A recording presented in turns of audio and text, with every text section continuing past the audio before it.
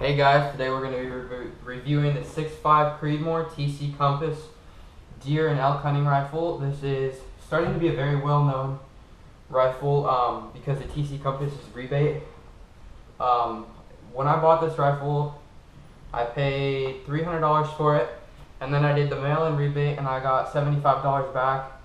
So I ended up paying like $215 for this rifle. It is an amazing rifle. You can take down an elk, a deer, you can take down a bear with it. Would it be my preference? I don't think. For bear hunting, I would go more towards like a 270 or something like that, but you could use it if you really wanted to. You could use it for cougar. You can use this rifle for most big game. So let's get right into it. I have this scope on the rifle. This scope did not come with the rifle. It is just a cheap center point, like $50 scope. And then I put a nice strap on it with little memory foam because I'm carrying this around in the woods and I don't want to start having my back and everything hurt, my shoulder and all that kind of stuff. So right here we have a threaded muzzle, or barrel, I guess you might want to call it.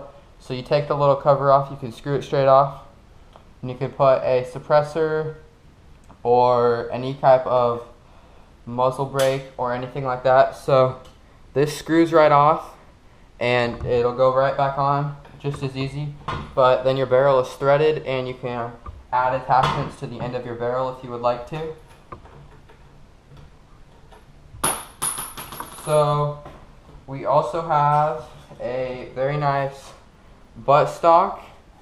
It has like a kind of gel fill in it, so it's super nice if you're shooting it a lot. I shot this rifle 36 times in a row, and my shoulder didn't even hurt a little bit afterwards.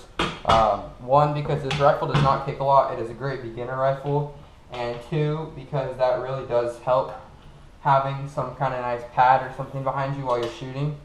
So next up, we got the magazine, or the clip, whatever you want to call it. So it pulls right out with the push of this button.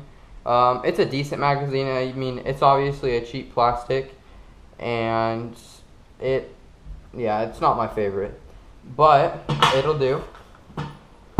So here is an unspent shell casing from this rifle. I would compare it to like a 223, maybe even a little bit smaller than that. And then here is some shot shells, and you can reload these if you wanted to. So this mag, like I was saying, is a super nice magazine. Bullet fits in super easily. It came in the box. It's pretty sticky, like most magazines would right when you get them. But after I loaded it a good amount, it started to get loose. One thing I noticed when I was shooting it though is this. I feel like it might break off. It's a super cheap plastic, but it hasn't broken off so far, and I've shot this rifle many times. So next up, we have the safety, probably the most important part on a rifle, especially if you have this for a child or any kind of youth hunter or beginner hunter, or if you have younger kids in the house that don't know how to deal with a rifle or treat it. It has a three-way safety, so all the way back the bolt is locked. You can't move the bolt at all, and you can't pull the trigger.